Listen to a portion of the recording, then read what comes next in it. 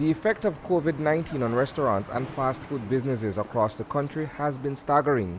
On Wednesday at midnight, all eateries will be closed for dining in and will only be allowed to remain open for takeout services thereafter.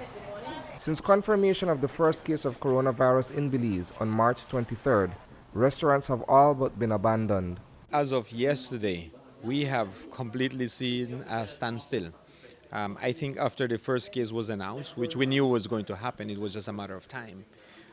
The fear has grabbed the individuals, and we all have to be conscious of this disease and what it does. And so we have to be very careful. Of that abundance of caution came an initiative from one business owner to change the mode of operation at his establishment.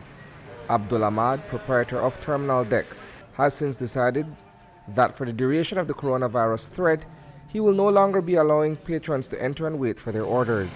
Instead, he has opted to deliver. Well, we had to make the necessary adjustments in regards to this COVID-19 threat. So now we are only doing pickups and deliveries now. We're trying our best to ensure, the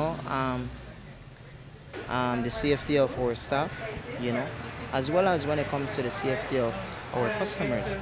At any given time during rush hour, we could have more than 25 persons on the deck, which include, in our establishment, which include our staff and the customers, waiting. And we're trying our best to just to be our brother's keepers in this time, no? Across town at one of the city's more popular restaurants, Limak Chang has gone the way of a drive-thru service. In adhering to guidelines for social distancing, Chonsan Palace restaurant has shifted its focus to meeting its customers at their vehicles. It's all about social distancing. Make sure that we don't pile up together. The government has mentioned that any business establishment cannot hold more than 25 persons at any given time. So we decided that, rather than the customers coming to the restaurant, we would have our staff go to them and take their orders, and so they could wait in the safety and comfort of their car, and then we bring the orders to them. How does this affect perhaps the turnaround time for persons ordering food and getting food and those who are waiting in line behind them? Well, it's about basically the same amount of time that we have. The most important thing is that I want to make sure that I keep my staff all employed.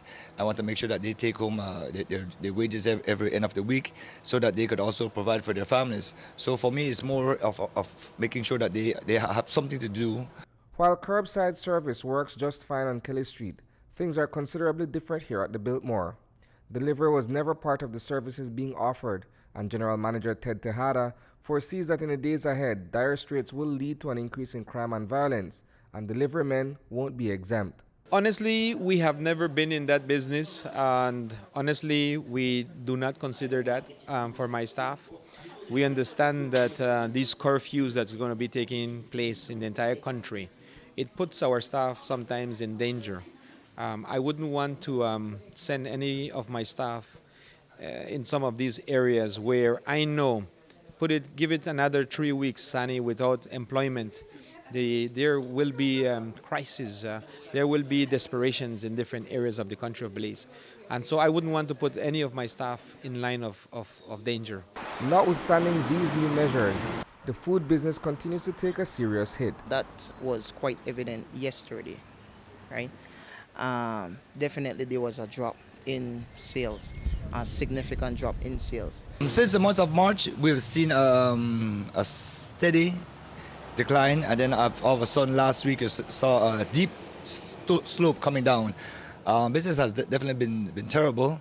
I'm lucky if I make payroll, but the main thing is that as a business we have to keep our doors open.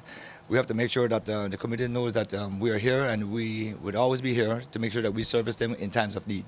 Reporting for News 5, I am Isani Cayetano.